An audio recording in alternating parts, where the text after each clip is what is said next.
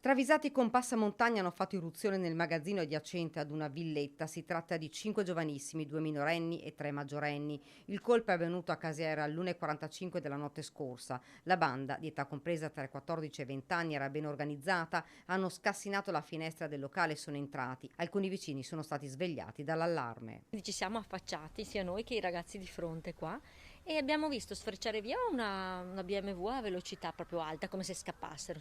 E poi dei ragazzi che correvano via, un paio di ragazzi credo, scappavano.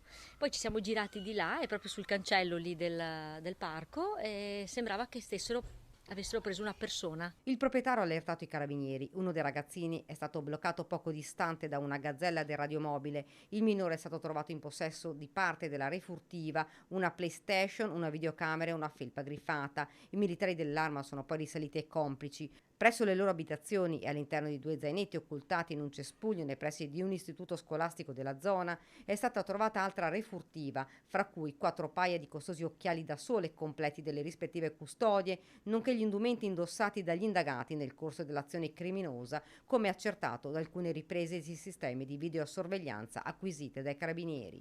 I 5 sono stati deferiti per furto aggravato in concorso, 4 sono residenti in zona, solo uno è di Treviso, la rabbia del sindaco di Casier.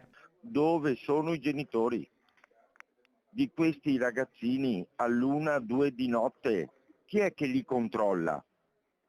Perché si fa presto a dare colpa alle amministrazioni e alle forze dell'ordine che non ci sono, ma io ripeto e sono arrabbiato con tutte le famiglie che non controllano questi ragazzini. Non solo, i carabinieri di Montebelluna hanno denunciato una quarantenne e una 24enne residenti nel Trevigiano per furto aggravato in concorso. Le 2 donne hanno messo a segno un colpo al negozio Quello Giusto di Montebelluna. Hanno trafugato 2 paia di scarpe e un utensile magnetico denominato splaccatore, utile a neutralizzare i sistemi di antitaccheggio. A casa i militari dell'arma hanno ritrovato anche un ulteriore congegno magnetico. La quarantenne e la 24enne sono stati raggiunti dalla misura di prevenzione del divieto di ritorno nel comune di Montebelluna per anni 3 emesso dalla questura di Treviso.